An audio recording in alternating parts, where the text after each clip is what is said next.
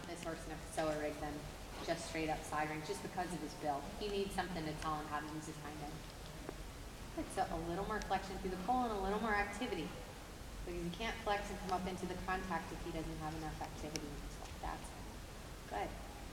Yep, and I want to see a little more flexion in his pole to the right. Yeah, he needs to just look a tiny bit right. Now, when he looks a tiny bit right, he has to stay closed in his left jaw too. So his throat latch angle has to stay closed. He can't open it up and poke his nose out, all right? Make sense?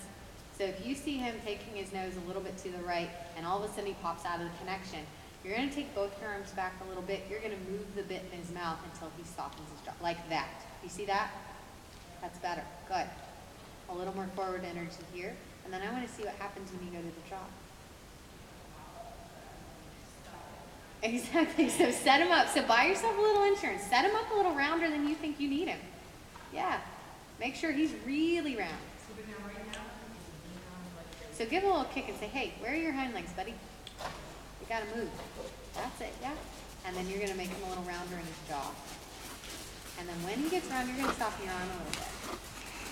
Oh, rounder again. He said, yeah, he does not get to lean on the bit. That's rude. Now give a kick with your leg and say, you gotta get up there. Good.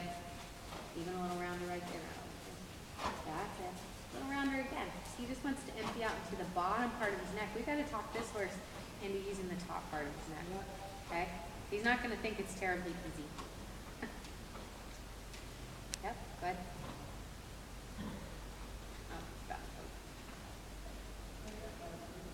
that's fine. Clean it up.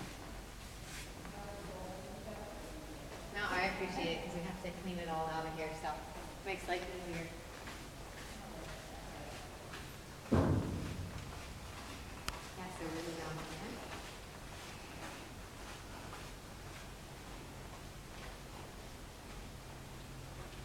That's it, a little bump it, exactly.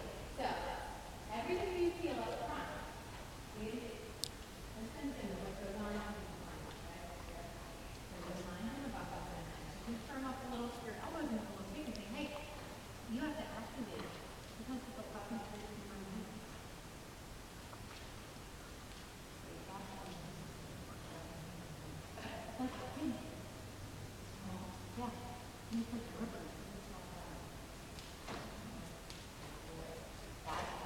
Yeah, that looks a little better than the front. I want a little rounder and just want to see what happens when we make that.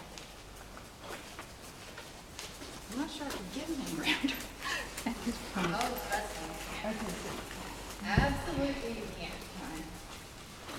If you bite his chest, get a fly. Yeah. So you can get him round. I would take a little more pressure and a little more, just a little more insistent. You're not yanking back and forth in his mouth, but you are insisting that he has to get off that rein, and you're going to close your leg to it. Yeah? Until he softens a little bit, and then you get to be soft for a stride, okay? Even if you have to come right back and take the contact again. Good. Now forward, yeah, from there, forward into your trot. So let's send him a little more forward across the ground. Kick on. Yep. Good. That's better already. Super. Good. And make a circle here. I want him really forward on the circle. Now he needs to come a little rounder again. See if he can move there. Good. And you're really going to stay back in that tack, hips out of the tack first, and your shoulder blades back in together a little bit so that you're riding those hind legs up and under. Because you really have to find that activity behind to have something to work with. Kick on. Come. Come. Yeah. Because he's a little bit of a slug there. Good. Good. That looks better across his top line than you do. Now, a little lateral flexion here. I want you to bend him a little bit. Take that right rein, use your right leg, circle somewhere, and then you're going to keep a little feel in your outside rein because he's got to stay a little softer in that outside rein. So, when you're going straight ahead, the picture's okay. When you start to bend in, he comes out of the contact and stiffens one side of his jaw. Do you feel that? A little rounder right there. So you can move deeper in the connection. Good. Even a little more. That's it, that's it. Put your leg on. Say, you got to stay with me. You may have to ride a little strong here at first until he lets go. That is okay, all right? Because he has to understand that he has to yield, and then you're going to be really soft. So if you have to get tougher, all right, and get a little heavier and move the bit a little more, and he finally yields, I want you to make a big release at the rein and tell him what a good boy he is, because he just has to understand that it's black and white.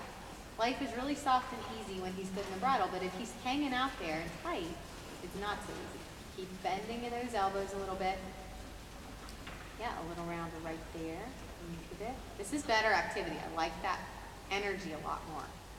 And see if he'll give a little more to the rein. Better. That's better. Yeah, even a little rounder there.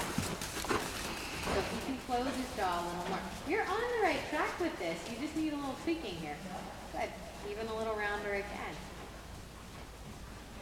Yeah. Now bring your elbows back. We're going to see if you can lift his neck a little bit, because he says, this is fine if I can go low enough. Good.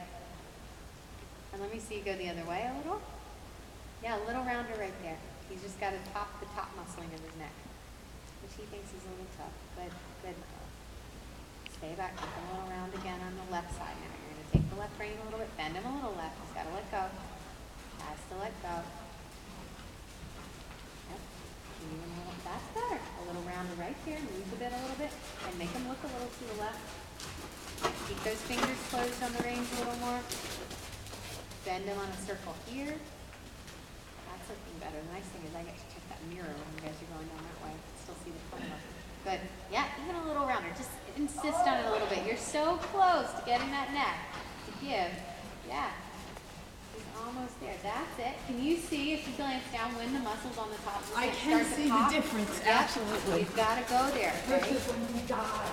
Exactly. Because he cannot physically activate the base of his neck because of the way he's built if he doesn't get round enough in his pole and then come up through his wither. All right? Yeah. All right. That's better. Good. A little more flexion to the left. Take a little bending aid. Yeah. Take that left rein left leg. Because now your activity's so much better. Good. Super there. Yeah. Bend him here on a circle once. And move the bit. It's like a telephone call, all right? You're talking to your girlfriend, and every now and then you have to say, all right? That's what you're doing with that rein aid. Are you still here? Are you still with me? Are we staying soft? Now, he could be a little rounder and close his jaw a little more. Sit back, close your leg to that. That's it. So it all starts with that leg aid, but then you shape it. Bring those elbows back over your hips. That's it. Good. That made a difference right there. You feel that? Yes, super. Even a little rounder right here. The top of his neck has to pop. You can't build a top line unless he activates the top of that neck. A little rounder. Give him a bump with that left leg. That is so rude. He does not get to do that. Good. And bend him a little left. Rooting the bit is not an option. And he needs to know. That's fine. You can make that aid himself. Good. All right. I want to see him a little bit in the camera. Okay. See what we're working with.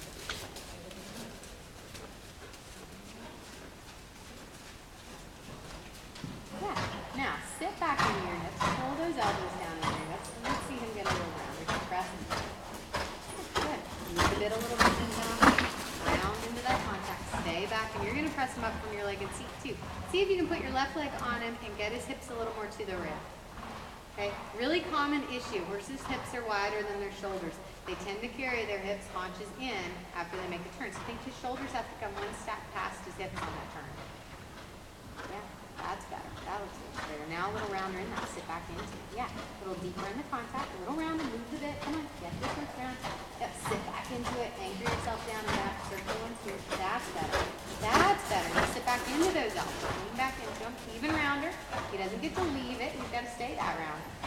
You can move the bit a little more there. Don't be afraid to supple this horse. I think you think you're suppling this horse more than I'm suppling. So you can take. You're being too nice. Take hold and tell him. He's got to come up and carry himself. There's not another option. And as soon as he gets light, you're going to get light.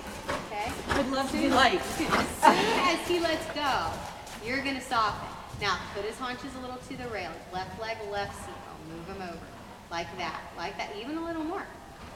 Because it's hard for him to be supple if he's not a little straighter. Yeah, stay back there. Good. Now circle and forward into your trot. And I want you to use the energy from that canter to make him really good through the neck and trot. Now, shoulder blades down and back. Really straight out of that tack. A little rounder right there. Keep those elbows back over his hips. And kick him through with those hind. Yeah, a little rounder. Move the bit a little bit. Yeah. Now give a bump with your leg and see. You've got to stay up here. There. That's better, madam. That's fine. Good.